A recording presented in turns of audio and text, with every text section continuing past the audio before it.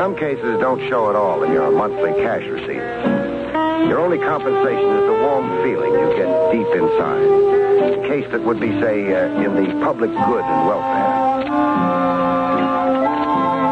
The first nudge it gave me was in Dolan's coffee pot. I was having a steak burger, free on Dolan. Dolan was paying off a World Series bet. His team had lost. The nudge came from a girl, 20 maybe, give or take a year, in a cloth coat with a babushka around her head. A scared look to her, like she just dried her tears. Mr. Craig, if you'll excuse me. Oh, I do. Be my guest. No, thanks. Oh, the food's good here. Sanitary kitchen. Well, it's awfully nice of you, but I... Coffee, then. Hey, Dolan. One Java, piping hot. Now, no need looking so scared, miss. People come up to me all the time. Then it's not unusual for me to... Oh, not one bit.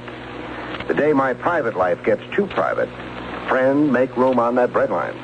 My name is Norma, Mr. Craig. Well, stretch it. Norma Barron. Your own crisis or a borrowed one? I'm here on behalf of my boyfriend, Chris Chakowski. Here with his consent and blessing? No. Oh, he'd be furious if he... Enough said. Hand me a napkin. Napkin? For my steak burger. I'll wrap it up and finish it under the stars. My guess is that you'd feel freer without so many ears around. Well, it is awfully crowded here. Everybody's staring at me.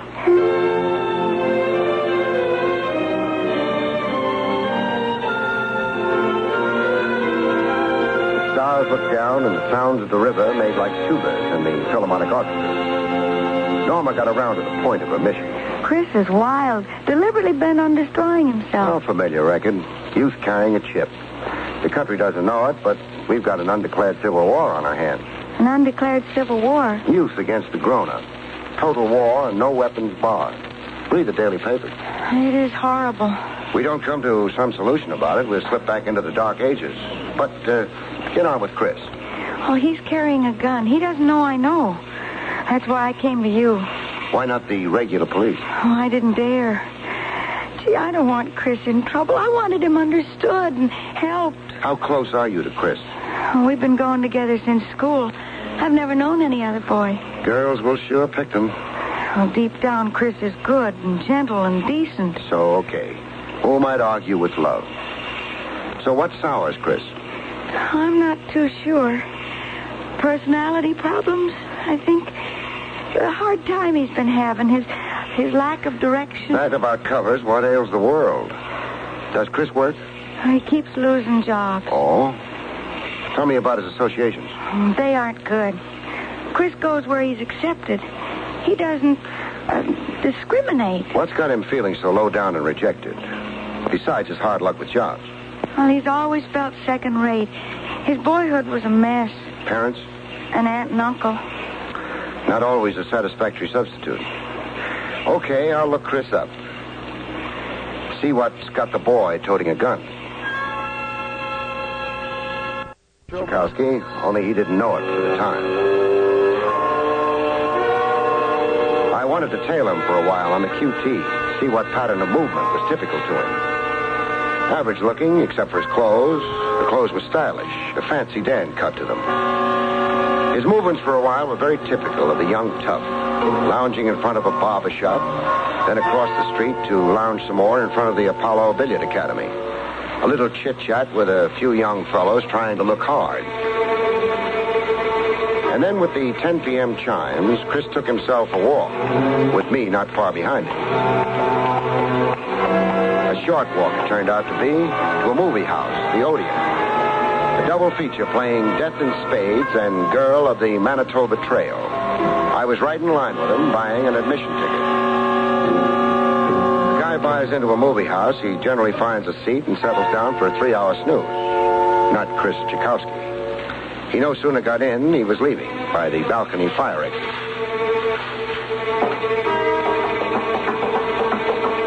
Follow a guy down an iron staircase, you can't always be the quiet man who isn't there. The staircase underfoot sets up a whine, loud enough for Chris to hear. I saw him waiting for me in the alley, looking very suspicious and hostile. Hold on a minute there, mister. Holding on. Yes? 2 of us on that staircase. How come? The picture was from Hunger. Like you, I decided to leave. Why the fire exit? Oh, the fastest out. No pushing past people in the lobby. I got my cue from you, Sonny. So what's bothering you? I don't like strangers behind me. Nice persecution complex? Yeah? Nothing. Fancy talk. All right for me to keep going? Yeah, I guess. All right, sure. Yeah, you read about muggers all the time, mister. Sure. Always suspect a guy creeping behind you. That way you grow up to be a grandfather someday. So scram already. Let's don't make it a coffee clutch. Sure, let's don't. But before I bow out, I've got something for your nervous system. For my nervous system? Now what? A jolt. A real one this time. Hey, you got a run on me. Haven't I, though? Hey, you ain't gonna make out. All I got is $1 and a pack of smokes. And a gun? Come again? I said you've got a gun. Oh, now what makes you think that? My X-ray vision. Keep your buck and cigarettes. Just pass up the hardware. Let's have it. Sure. You know something? What? You're no stick-up. You're a cop. Know something? What? You're so right. I know an empty warehouse a few blocks south. Let's go to it, huh? What for? Privacy. There's a loading platform we can squat on. Have a nice, long talk. Nice, long talk. Hey, what's with... Perambulate, Sonny, or I'll get you there the hard way.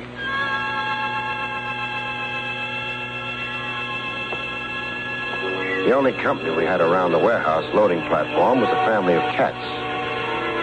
I pulled out all the stops in talking to Chris Tchaikovsky. You were in and out of the Odeon Theater to establish a time alibi covering 3 hours in case of a pinch. You're crazy. You made sure the cashier and the ticket taker saw you. You went out of your way to greet both of them. They both know me since I was a kid. Maisie and Sam Guinness. How long don't I know them? Some cop asked you about where you were tonight. You show them the ticket stub. Yeah. Then they asked me about the pitches, wise guy. I can't answer that. You saw me leave right away. You saw the movies last night. You got in somehow without being noticed by the cashier or the ticket taker. Either that or somebody briefed you on the pictures. You know them by heart. Go on. Make a federal case out of nothing. Packing a gun isn't nothing, Sonny. There's a law against it. I found the gun over on a lot in the weeds. Even at that, granting the lie, the law is still against it. I didn't know how to dump it. There's the police station house. For the cops to push me around? Oh, wouldn't I be nuts? There's a sewer on every block. The sewer, yeah. Yeah, I should have thrown it down the sewer. You should have. Only thing, you had a robbery all set up. And the gun figured in it.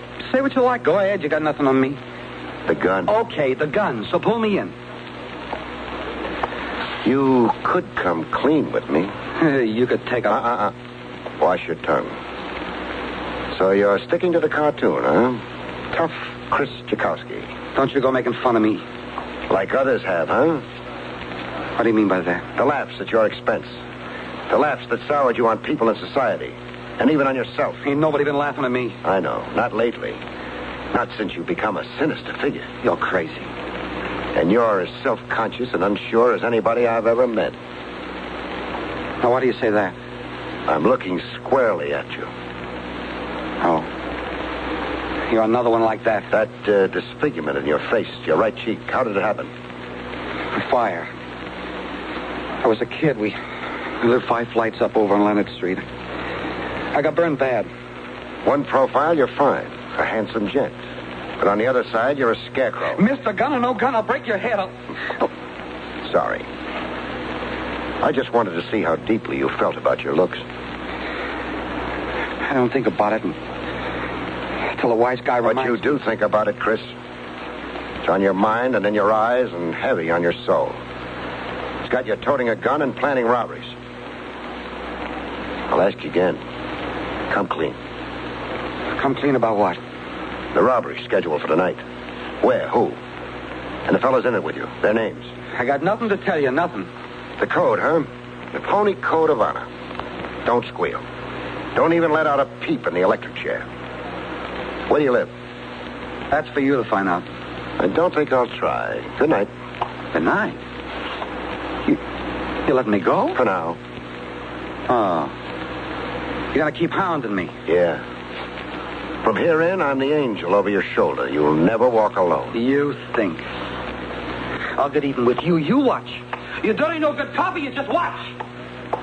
I didn't bother answering that. I let the family of cats do it for me. In the morning, I had eggs and coffee, still free on doors. Meals for a month on the house. That had been my winning World Series bet with Dolan.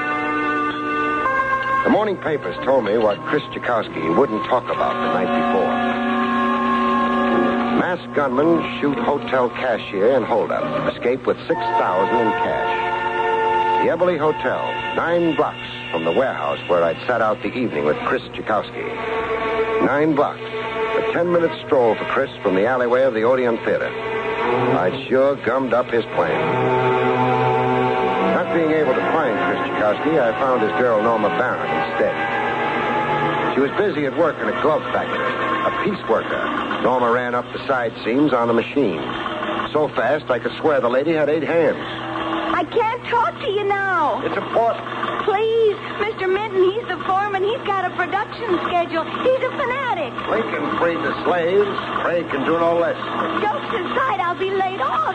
Please, you'll only free me to be unemployed. When's lunch hour? 12 o'clock. I got a box lunch here. Well, quit now. I'll get you another job. What at? I can't keep yelling over your sewing machines. What at? Now, let me see. Yeah, receptionist. At my dentist, Doc Friedman. 40 per and all the National Geographics you can read from 10 to 5. Yeah, I've been dying to get paid for doing nothing. So? Hasn't he already got a receptionist? Yeah. But Hannah's getting married over the weekend. Fell in love at a roller skating rink. Well, you quit now? Do I? Oh, just give me 2 minutes. For what? A choice word I've been saving up for the foreman, Mr. Minton. Have I been dreaming of this day? Norma was just too nice a girl to be making 2 hands do the work of 8. I asked her help in finding Chris. I'm afraid Chris has gone away. Why do you think that? His room, he wasn't in it this morning. His room? Furnished room at Mrs. Bester's. I ring Chris's bell mornings and we eat breakfast together and then he walks me to work. Did you go up to his room? Yeah, It? It looked like Chris had vacated it. His personal stuff wasn't around. No note for you? Note? Of explanation? Oh, no. No note. Your nose just lit up. My nose just... It always does when a nice girl stoops to falsehood. Now, let me have the note. I was always a poor liar. Here. Norma, going out of town for a while. Maloney's, first chance I get. Chris. What does Maloney's first chance I get mean in lover's code? Where Chris will telephone me. Maloney runs the barber shop. Hey, what trouble is Chris in? I'm not sure. The morning papers, however, are full of a hotel shooting and stick-up. Chris? No. So happens I'm his alibi for last night, thanks to you. Thanks to me? If you hadn't sent me after him, it's my notion Chris would have been one of the masked gunmen last night. Oh, I'm so relieved. Now, don't be too relieved. He's on the lam, voluntarily or by force. Force? Chris didn't show up with his gun last night. His friends want to know why not. They had a job blueprinted with Chris fully informed. That makes Chris a possessor of dangerous knowledge. Yeah, Chris might have lammed voluntarily or by persuasion. You said before a hold-up and a shooting. A shooting? The night cashier in the Hotel Eberly. Oh. He's got a bullet in him, pierced the lung. First surgery was successful, but a second might not be. It could be murder. If the cashier dies, a man of 65, Norma. Shock alone can kill him. Oh, what a lucky thing that Chris was... Pause in your prayers and write out a list of Chris's so-called friends, huh? All of them you know.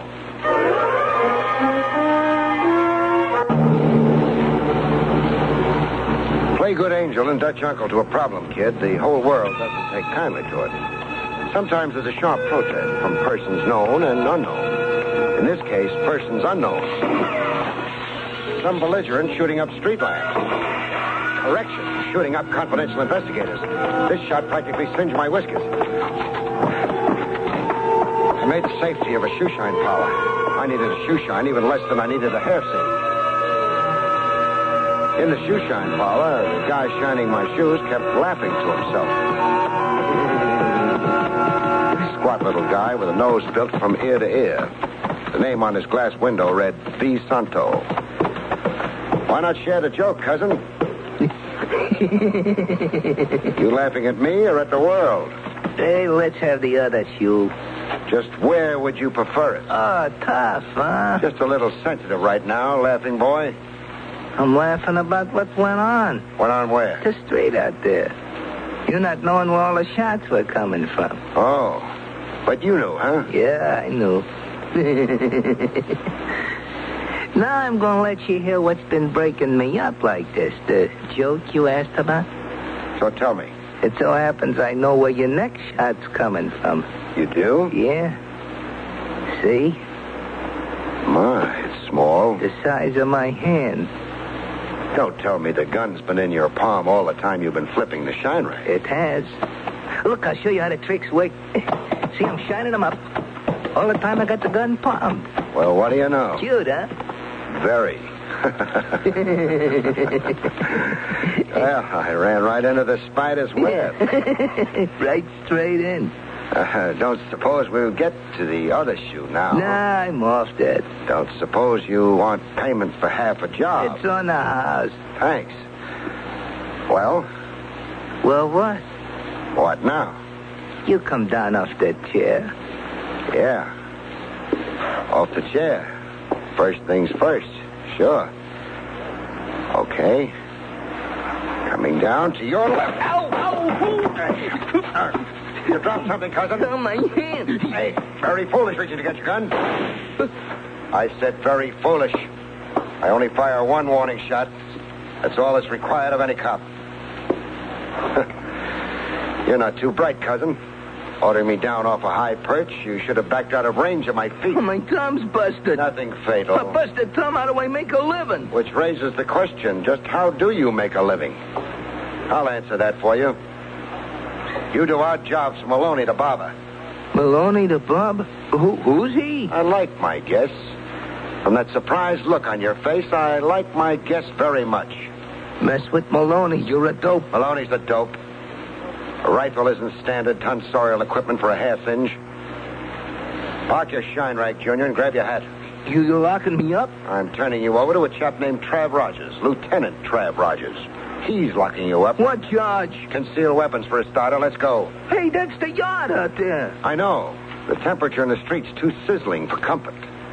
What with Maloney doing his barbering with a rifle, we'll catch ourselves a nice breeze, going out the yard and over a few fences. Lead us in our journey, Santo. Neighborhood hoods organized into a stick-up gang, like a respectable cover. To be able to point to, quote, legitimate gainful employment, unquote, when the heat is on. I let Maloney the barber trim my hair. There you are, friend. All cut. Hold the mirror to the back of my head, huh? Yeah, sure. Nice, huh? The line zigs up and zags down. Style to it. I always give style to And it. the sideburns, cockeyed. One's over my ear and one's under. You got a lot of complaints. My head of hair. Next time, take it someplace else, huh? What barber college did you study in, chum? That's my business. Bet I can guess. Sing Sing. I take so much needling, and then... I beg your pardon. What did you do that for? Oh, it's an accident. I was getting off the chair. I didn't see your big fat stomach in the way. I gotta sit. You knocked the wind out of me. Yeah, let me help you sit. Oh, Maloney, Yeah? you conscious?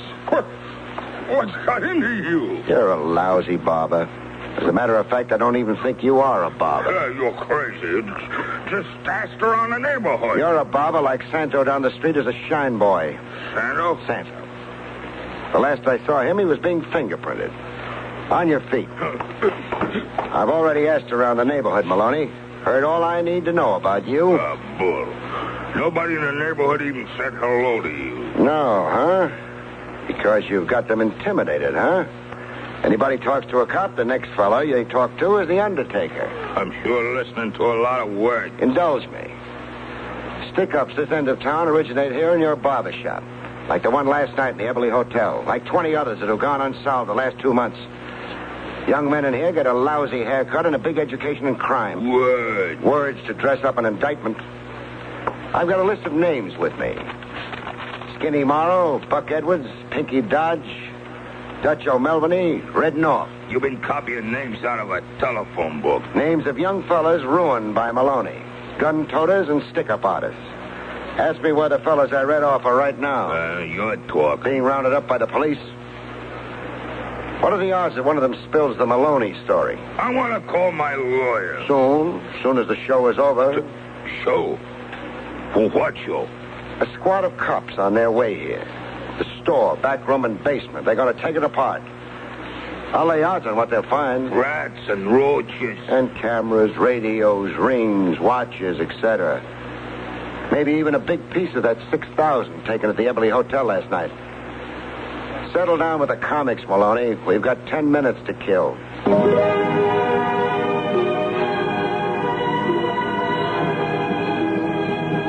I bagged a lot of wild game. I had the standing room only sign out at the local clink. But I still had the problem of Chris Chikowski on my hands. I thought that one over, and then I took my thoughts to a fellow uptown. A fellow with an odd name who wore a short white coat with the pomp of a Maharaja in his ceremonial robe.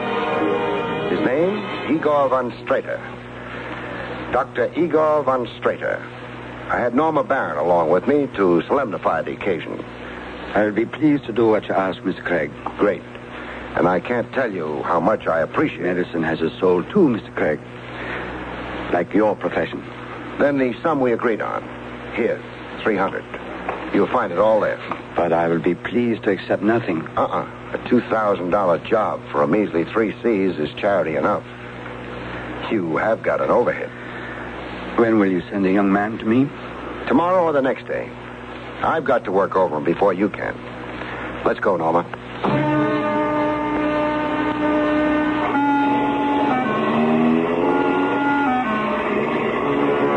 Driving away, Norma could no longer contain herself. A plastic surgeon. Best man in New York. You heard his usual fee. Yeah, $2,000. The only permanent cure I know for your guy.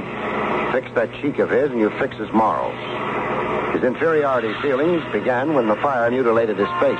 Yeah. In my heart, I've always known that about Chris, but... But?